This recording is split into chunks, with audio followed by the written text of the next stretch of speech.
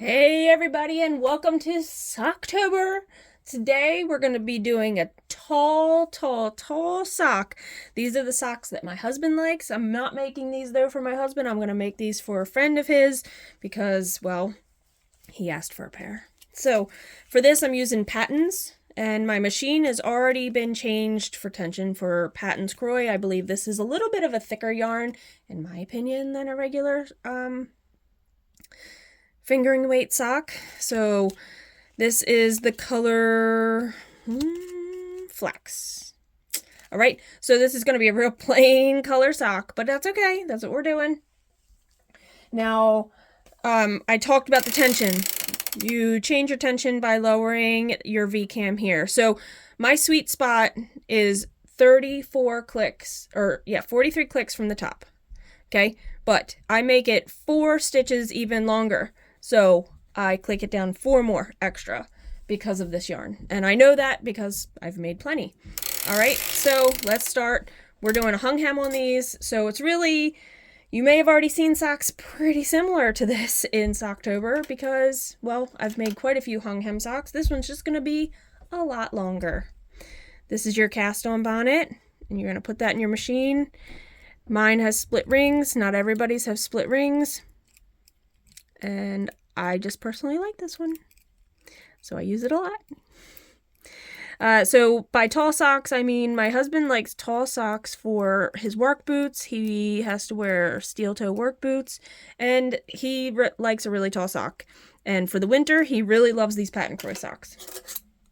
This is your buckle. This goes onto your bonnet, and then you put your weights onto your buckle. Okay. Now I'm going to put some waist yarn on, something that's going to contrast with this color that I'm using. So I'm going to use white, and I am going to use a ripcord. I like using ripcord. Again, all personal preferences. Stopping halfway because you couldn't get to these needles. They were down in the cylinder. You couldn't get to them, so you have to crank around till they're up. And then you can hang your bonnet onto those, okay? Let's keep going.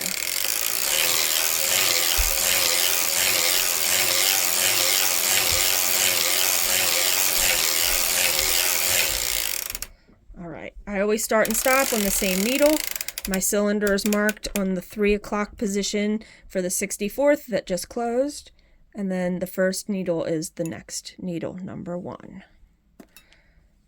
Stop there, put in my ripcord, which is a 65-pound braided fishing line.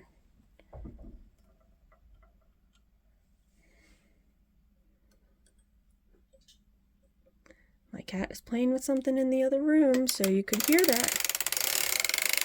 Stopping on the last needle, and then we're going to load our project yarn in. I'm going to do 40 rows and then hang a hem, so it'll be a 20-row hem, which is really just a folded fabric, like if you're doing a double brimmed hat or on a sweater for the neckline. Put a tail in there that you can weave in. You want to leave it a little bit long, so put that in, and we're gonna change our counter so we can count.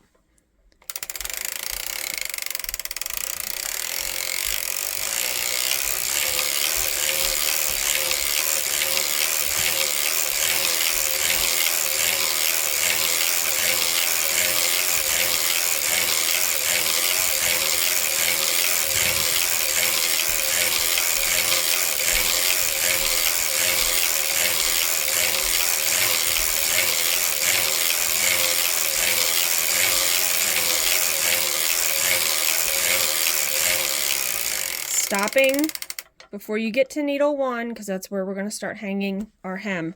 You take your weight off your buckle, and you fold the fabric onto itself. Being careful not to push up too hard on this side where those needles, the stitches could fall off your needles. So you're just folding it in half, finding your first row. Luna! Goodness gracious. The cat. If it's not the cat, it's the kid. Finding your first stitch, which is right in there for me, Let's see, can I get it to focus better? I think she is playing with one of Hazel's toys, actually. Crazy cat.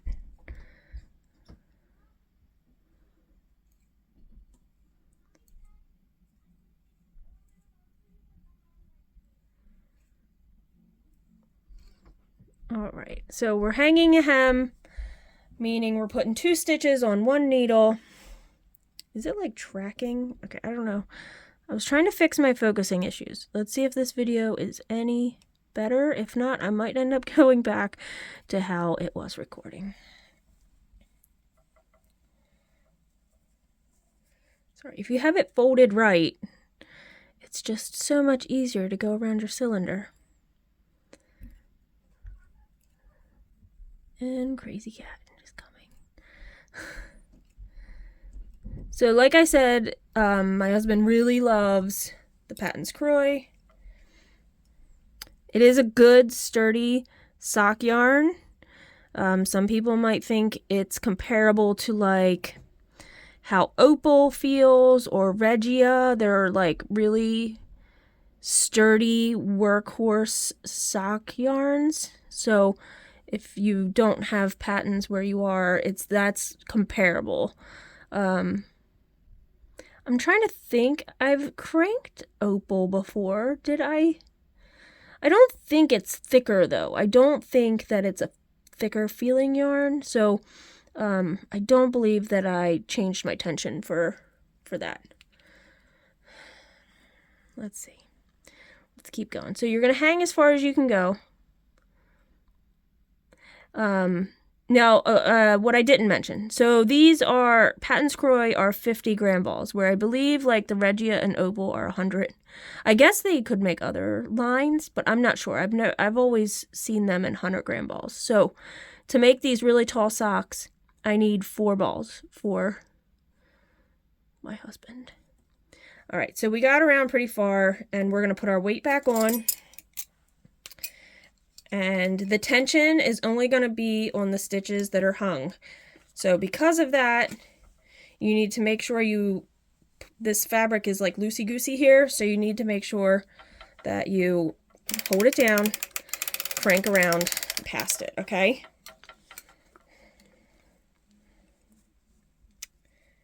It's like, I don't know what the focus is doing. I'm wondering if I should just turn that back off. Because it's like trying to track whatever I focused it on, which is weird because I'm focusing it to the cylinder, which isn't moving, so it should not be like unfocusing. I apologize. I've talked a lot about that issue in this video, and that is not what this is about. So we cranked around. I'm just lifting the weight with my knees and hanging the rest of these with my pick tool. I know I mentioned in another video, I like this end of the pick tool versus the other end. These are made by Addy, like the needles. They make all kinds of different products. So I'm going to give this fishing line a tug and see where it's going into. And it's this right here. And that's the last one. So right now we're just going to be cranking along because I'm going to do 100 rows for the leg. So that first row I always do kind of slow because it's got double stitches on the needle.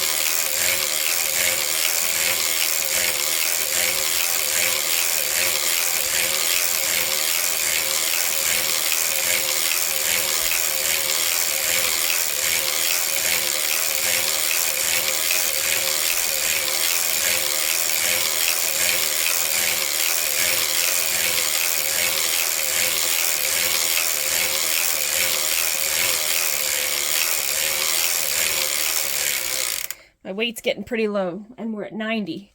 I'm going to change before we get to the heel. I probably have enough to do the heel on my cone, but I don't want to have to change yarns in the middle of a heel. So we're going to do 95, change color, and then, well, just change yarns. It's not changing color. All right, so there's 95. I'm going to do what I call like a faux Russian join. Now, you don't have to do this. You could essentially tuck this in and then tuck your new yarn in to the same needle and just have them overlap, and then you weave them in later. But I don't, I just do it this way because honestly, I don't have to weave in anything afterwards. So I've just made a loop.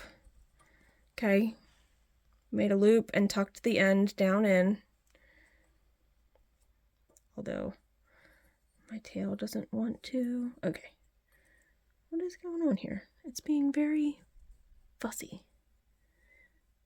Oh, it is like, all right. One of the plies was like stuck. All right. Get that back into my split. This is my split yarn carrier. I like this one. The machine, it's doing it again. Okay, goodness gracious. It doesn't come with it. You have to buy it separate. All right, so I've made a loop and I've caught the tail. Boy, that was like a big pain in the butt. We're just gonna add a new ball. I have all 4 balls of yarn on 4 different cones. And I'll just use these scraps for other things. So I've made my loop. I'm gonna make a new loop going the opposite direction. See? And then continue on. And see, I don't have to weave in anything. This I can just trim. Let's get to 100. Stopping in the front because I'm going to do my heel on the back side. Now, that's one thing I didn't really mention in these videos is you don't have to do your heel or toe on the back side. You could do it wherever you wanted. Like if you wanted to shift it and do your heel here or your heel here, you could do whatever you want. Or you can do it on the front of your machine. Or like lift these up and do your heel on the back. It's up to you.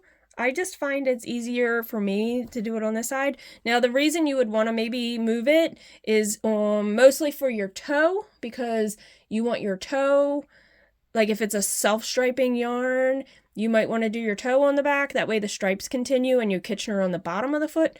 But other than that, I don't see like a reason to have to do that. So I'm going to use my crescent tool. I keep forgetting the name of it. Lifting up number 1 to number 32. Okay. These are my half marks, meaning these are on the front of the machine. Okay. Crank to the back and then you'll put your heel spring on. Okay. I'm not doing a deep heel or anything on these. I'm just doing a regular heel. So lift 1 needle to decrease 1 stitch, and I do it on the side where the yarn carrier is coming from. Again, you can do different kinds of decreases and increases.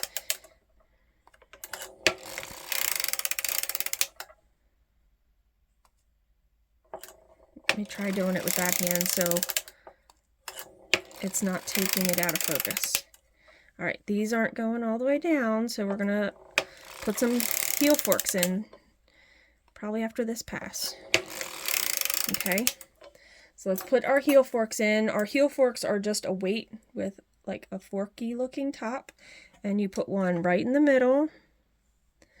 Then you put one under the like 4 needles in, so skip 2 working needles and then under the next 2 working needles, starting there, and then the same on the other side. Okay, we're going to decrease on the yarn side.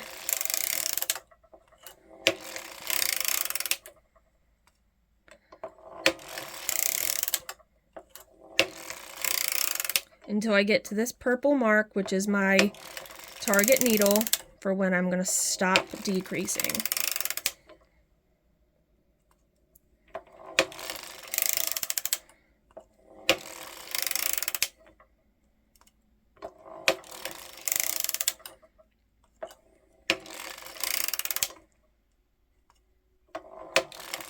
when I lift this one, because I'm mirroring everything, I lifted this one, so I want to lift this one, but I'm going to start also decreasing on this side, or increasing back on this side. So 1 up, 2 down method.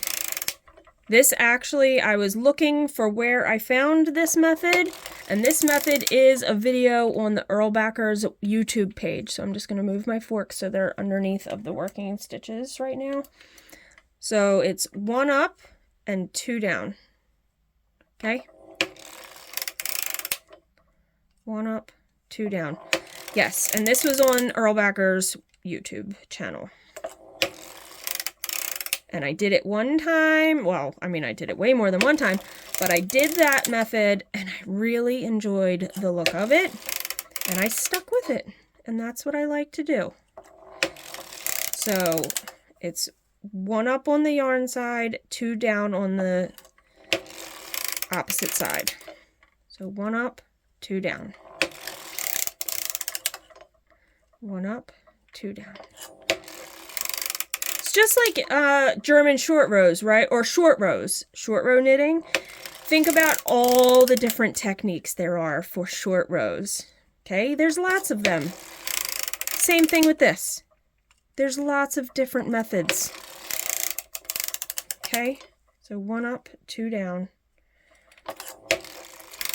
All right, I'm going to move my weights. I always move my weights before I manipulate my needles, because that way I remember that I haven't moved my needles yet.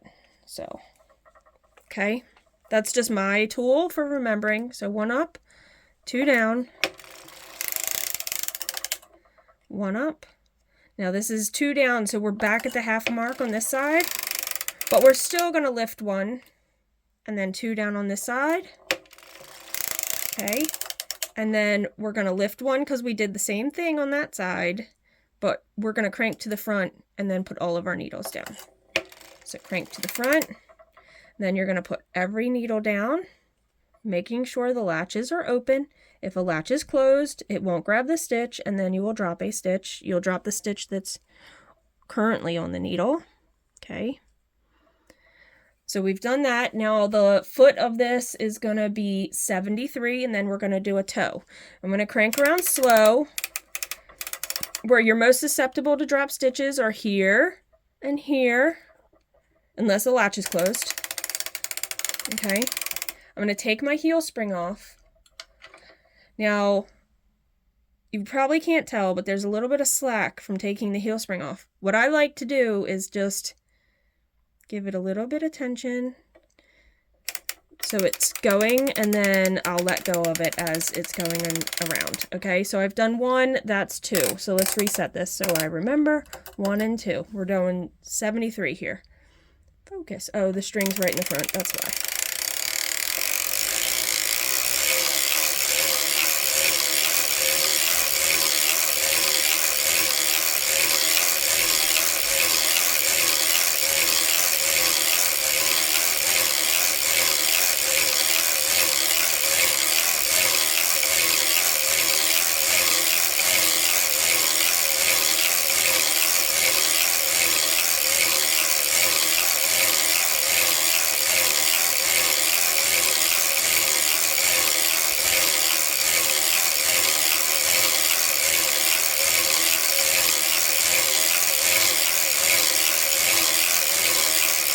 My weight's getting close to the ground, so I'm going to take off all the heel forks because I don't need those until I start the toe.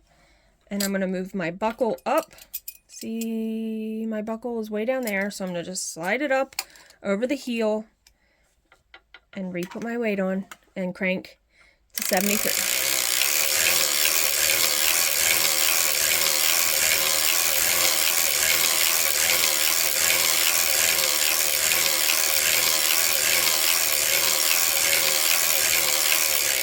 Let me just make sure of that number, because Andy, that's who these are for, our buddy Andy. Yep, if I'm getting 10 rows per inch, it's about 73. Now, I bought those charts from somewhere. You can always do your gauge. So you can always knit a swatch first and then measure. So let's just take a gander real quick at I know it's hard to see, that you can't see exactly what I'm doing, but I'm just measuring. So I'm going to count. It's easier to count with my pick tool. 1, 2, 3, 4, 5, 6, 7, 8, 9. Yep, I'm getting 9 with the Patons Kroy. I just wanted to double check that. And that's what I said, right? Well, I said 10. I should have done like 62 rows. We're going to stick with 673. It's totally fine. Can't go backwards. I mean, I could go backwards, but I think it'll be fine. All right, stopping in the front, and we're going to do the toe. So let's lift our needles. And toes are always half.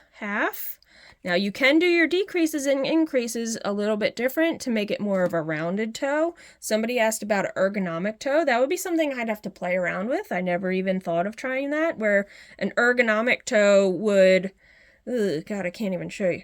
Like, it would be more angled on one side and less angled on the other. Does that make sense? That would be like an ergonomic toe. All right, so, but we're just doing a half regular decrease toe. All right, crank to the back, heel spring on, and lifting 1 stitch on each side.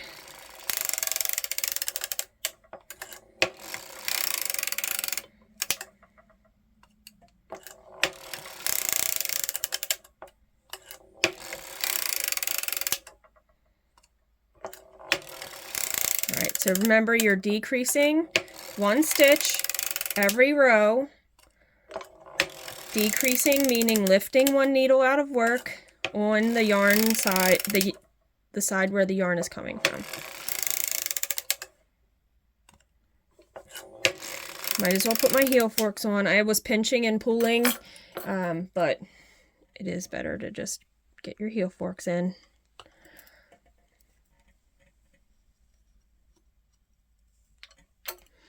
There are other types of weights. There's a V-hook. And some people use 4 heel weights. So, I mean, technically, you know, again, it comes down to your preference. So decreasing till your target mark. Now, you can you keep the toe wider. You can go smaller and it's more pointy. I don't know why you would do that. I like to do my toe like right in the middle. Now remember, if you did make a more wide toe where it didn't get to this many stitches across, you would need to make a few more rows on the actual foot of the sock. So just remember that, because you'd be doing less short rows, making the whole foot of the sock shorter. So you just have to remember, if you do like a toe that's not as wide and you're doing less rows, you need to add those rows into the foot rows.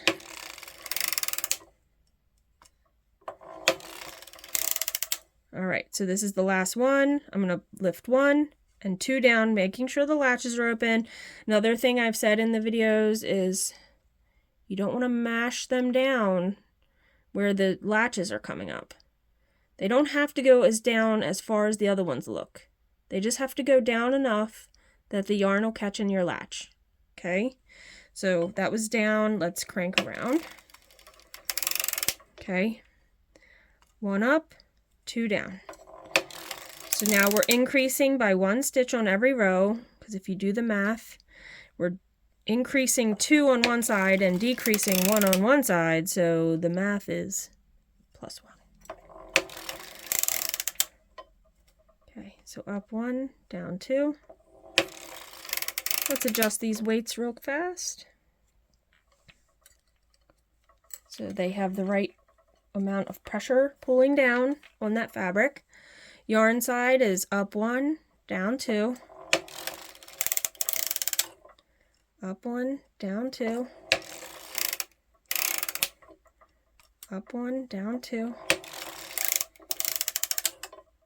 Up 1, down 2.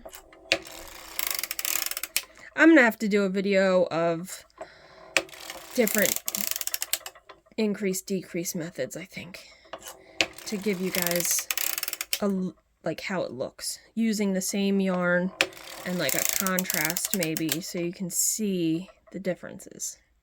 And I can see the differences, because I haven't done that in a while. to like actually see. So remember, we're only going to the halfway marks because you're going to be Kitchenering across what is essentially the top of the toe, because this is making the pocket of the toe and that folds up, and Kitchener's to the top of the foot where pretty much your toes meet your foot. So 1 up, 2 down, 1 up, 2 down. Okay, 1 up. This is 2 down on this side, and that's the last 2. I messed something up because I'm not putting 2 down on this side. I was talking, but I won't put 2 down on that side. And I don't want to put 2 down on this side, so I'm not touching anything here because we're at the half mark. Okay, so we'll crank around, and I only need to put 1 down because I was talking and jabbing my jaws and I didn't pay attention. But it will work out. It's going to be fine.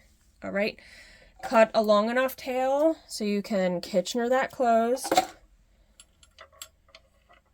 One thing I talked about is some people I've seen just pull this out like weird way. I always grab it from here and pull down and out. Most likely you're not going to close any of your latches doing that. If you're like tugging at it and pulling at it and doing different things, you could close some of your latches, and if you don't pay attention to your latches because they're closed, you will drop those stitches. I'm just bringing my yarn carrier around to where I can insert my waste yarn. So we'll do this bright orange because it's a good contrast. And you're just going to put your tail of your waste yarn in the same spot where your tail went in from your working yarn. So in between the last needle worked and the needle that wasn't worked. Then I load it in my machine. I just put my heel spring on so it catches. But you also have to remember, if I let go of the heel spring, watch, I'll just let go so you guys see. I'm going to let go of the heel spring, which is putting tension. It just pulls your yarn all the way out. So you can't put that on, you can't let go. You have to, that's why I constantly, I'm holding that down in there. If you guys have been watching a bunch of my videos, you'll have noticed that. All right, so getting it back into here. And that, I think, is a lesson learned for people. All right, so I'm going to put my heel spring on, but I'm holding it with my right hand, which is the hand I usually crank with. I'm going to hold the tails so it's nice and tight, and I've let go of the other hand so I can crank. But because this hand is holding it, it's not going anywhere. Ensuring those couples catch, okay? Cranking to the front, putting all your needles back down because we're going to go in a circle, in the round, and put this waste yarn on. And you'll just Kitchener. You don't have to put it on to knitting. See, I didn't know this either. I put these on a needle, and I put those on a needle, and then I Kitchenered with a darning needle. You don't have to do that. There's a video that I link down below, and every one of these videos to another video for, I think it's Juji or something like that. That's like, she has a really good, it's a clear video, and I like it. So slowly cranking around, making sure they all catch. My machine got stuck up there somehow. Something was weird. You'll feel it as you're cranking. No lie. All right, I'm going to take my heel spring off because I don't need it. Just tensioning it a little with my hand. And just go around. Yeah, you will feel when your machine isn't doing what it's supposed to be doing. Once you get, it's like a house. You know all the noises it makes. And you know what that thing is that's making that noise in your house, You'll feel it with the machine. I'm holding my weights underneath with my left hand and cranking off with my right. I guess it doesn't matter because some people crank with their right hand. I've seen that. It's interesting. All right, getting all my weights off so I can show you guys the finished tall sock. All right, so let's lift this up. I have a sock blocker that's John's size foot. Now, it wouldn't be Andy's size foot, but you'll get to see how big it is. All right, so Here's bonnet, waste yarn, ripcord. We're going to find, there's the end of it. So we're going to go to the opposite side, grab a leg of the ripcord, and you're going to pull it out.